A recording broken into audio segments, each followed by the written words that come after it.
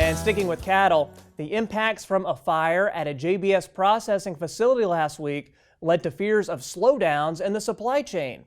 Fortunately, the fire didn't affect the plant's primary production areas. Still, though, this latest plant closure highlights concerns in an industry that has already dealt with COVID and cyber attack disruptions. I was joined by UNL Livestock Marketing Economist Elliott Dennis to get his thoughts on last week's incident.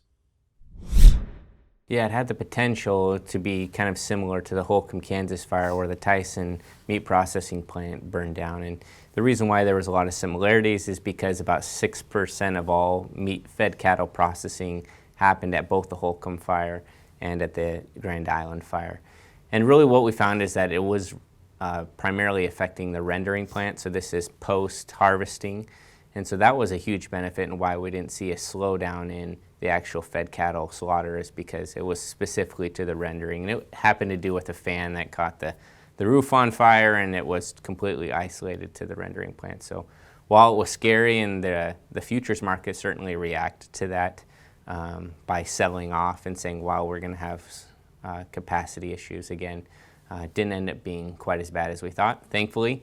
And so I think we'll have to see for another week or so how it actually affected total slaughter capacity or total slaughter that came through. But really we're talking about a day and a half.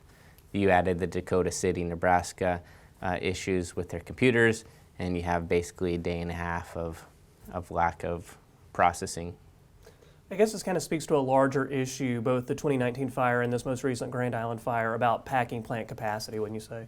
Yeah, I think the industry is really struggling with this issue about we want large plants because they're efficient. We can harvest lots of animals. It's actually easier to ship animals and harvest them in a single location. That's why we have large plants. But when we have these disruptions, whether we have the ransomware that also happened at JBS, the computer issues that the Dakota City plant, or even something larger that's unforeseen of the a packing plant fire, we can lose capacity really quickly. And ultimately what that does is it forces the market to be very responsive quickly. But when we have large plants, we're unable to really be that responsive. So industry needs to decide about how efficient we want to be at large plants versus how resilient we want to be on smaller plants. And there's large economic incentives right now from the government as far as grants to develop small and mid-sized processing plants again. Okay, and let's move on to beef demand. So domestic exports, what are the latest of what we're seeing as far as any protein shifts, beef demand, anything like that? Yeah, so I think one thing also to make sure is that we're really fortunate here in the United States to have really steady beef demand.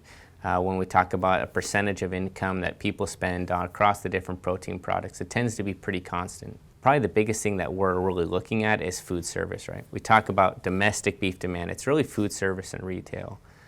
That's the one thing that I'm really watching is we're starting to see increasing pressure on restrictions, whether we see tighter measures of being able to go out into restaurants again, shutting down restaurants even in the more severe cases. That could really hamper food service demand.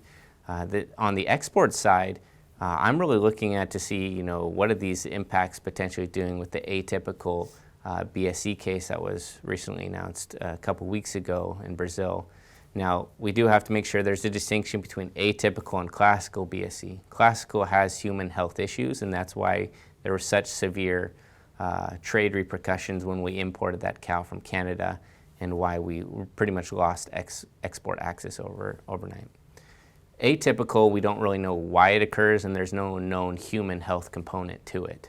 And so while the Chinese have put in some export bans in a few of the other countries on importing Brazilian beef, whether that's temporary or that tends to be a longer-term solution for them remains to be seen. And here we are recording this on a Tuesday, monthly Cattle on Feed report on Friday. So this interview will air right around when that report comes out. So for the folks at home watching, after they finish watching this interview, what can they go check out on that report? What are you going to be watching? I'm going to be looking at the marketing levels and the weights at which the cattle were placed.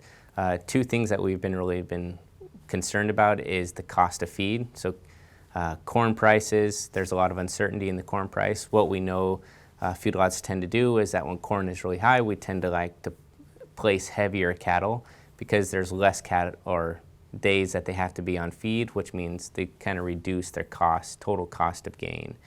So I'm going to be looking at the weights that are being placed at. Particularly here in Nebraska, we tend to place heavier cattle already. Particularly in Texas, they tend to place lighter cattle. So I'm going to be looking at that. And the second thing is I'm going to be looking at marketings. We already have had pretty high levels of cattle on feed already. And so what marketing does will really give us an indication on how much cattle we're going to carry over into the new year.